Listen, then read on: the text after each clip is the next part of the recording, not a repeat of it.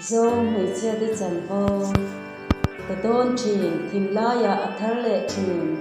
man sang mi zo mei chia de din hun kha don kir chang ni nyan alo va manga ye kan pi pu te hun lai tak ti kha o mi zo mei chia chan vo zong ti kha shil chua kin chui seng don lo ma ila o man lai chang to mi zo mei chia te u rang tar te bing sia ta in chan vo te kan ao chwa pui ve te am che u rang thar mi zo mei chia ngai kha te u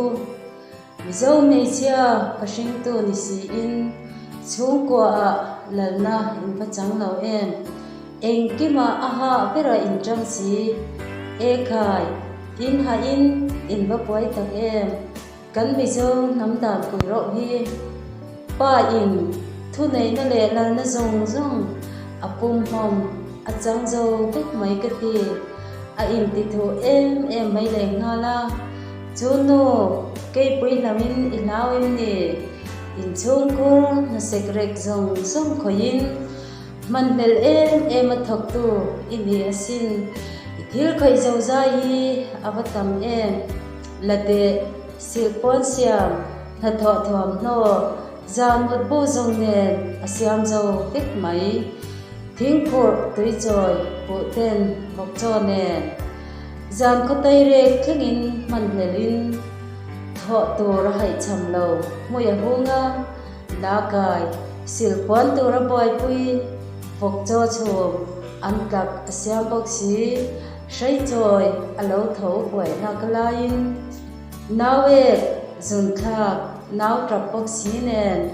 thak pui tu le oi pui tu nei lawin zan mu ching lawin a oi do tor mai chunu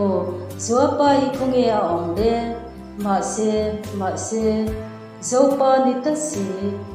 e khai amu thu do tor mai ka ti mi zo mei chia in tlat si alom zinga kon te vi ka thawin apuai chung ko e tur siamin aman lele ram tro na tur bo se lai lau sin chunu iban man nel te em ichan hi hei mai alami lo le ngal nei chia le chaka in sa khwa an nei lo nei chia le pal chia cha thak the ne nei che thu ni su an la ti sui in chung khura aboi per ni ma la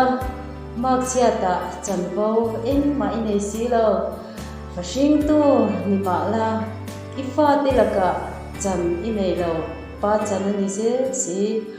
o mi zo mei chia iban ban duai em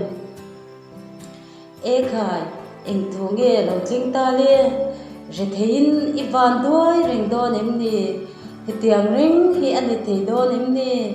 mi zo mei chia te tan ko bar ve hun a thing ve thei lo em ni mi zo mei chia ibadang lam ta em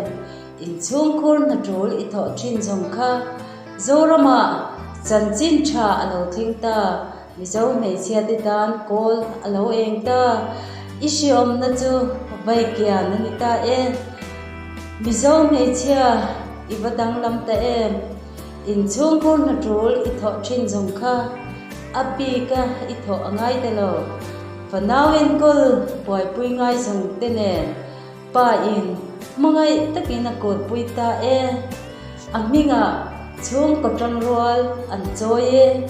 e heu ilalin iwa tho te em silpon kon ngai lo to tin reng thing tu poi se i brazil mo ikuta te zalem namang thiam labin swal khura ilu pui mayang ti kaman hlaw em thang thar mizono fim porang che o chanchin tha awanga isalen na hi christian chung ko din tu nu tha rin om mi tan mal som na tan mangam che